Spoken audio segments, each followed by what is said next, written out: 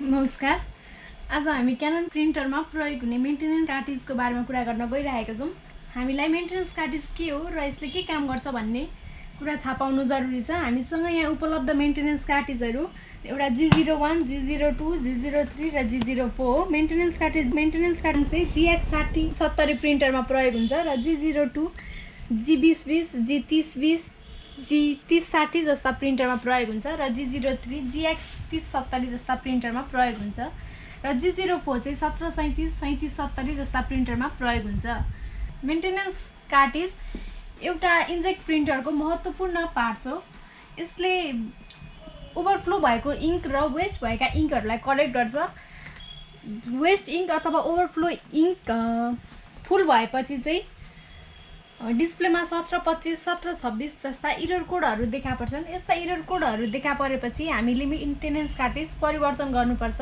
सबै मोडलको देखाउन सम्भव नभए पनि आज हामीले क्यानन G3060 प्रिन्टरमा जुन MC-G02 मेन्टेनेन्स कार्ट्रिज लाग्छ त्यो परिवर्तन गरेर देखाउन गइरहेका छौँ।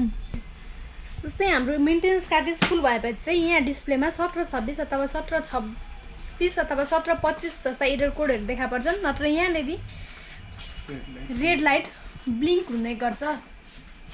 र अब हामी मेन्टेनेन्स कार्ट्रिज परिवर्तन गर्न गइरहेका छौँ। सुरुमा चाहिँ हामीले पावर अफ गर्नुपर्ने हुन्छ प्रिन्टरको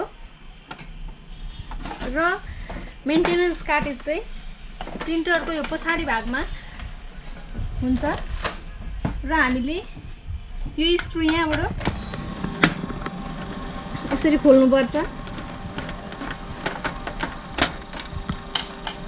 र यो कभरलाई यसरी निकाल्नुपर्छ र हाम्रो मेन्टेनेन्स कार्ट्रिज चाहिँ यहाँ रहेको हुन्छ र यसलाई हामीले बिस्तारै अलिकति उचालेर तान्नुपर्छ। यहाँनेरि चाहिँ हाम्रो वेस्ट भएका इङ्कहरू यहाँनेरि कलेक्ट भएको हुन्छ र यहाँनेरि हाम्रो चिप हुन्छ। यो चिप चाहिँ हामीले परिवर्तन गर्नु हुँदैन। यो चिप परिवर्तन गर्यो भने हाम्रो जुन प्रिन्टरले भित्रको इन्टरनल स्पेयर पार्टहरूलाई पनि बिगार्न सक्छ र हामीले पहिले यो जुन अवस्थामा थियो त्यही अवस्थामा इन्स्टल गर्नुपर्छ यो मेन्टेनेन्स कार्ट्रिजलाई। यति भइसकेपछि हामीले यो ब्याक कभर पनि जुन अवस्थामा थियो त्यही अवस्थामा फिट गर्नुपर्छ।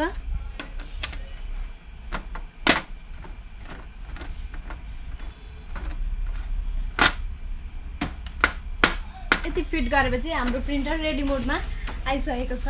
हस्, थ्याङ्क यू।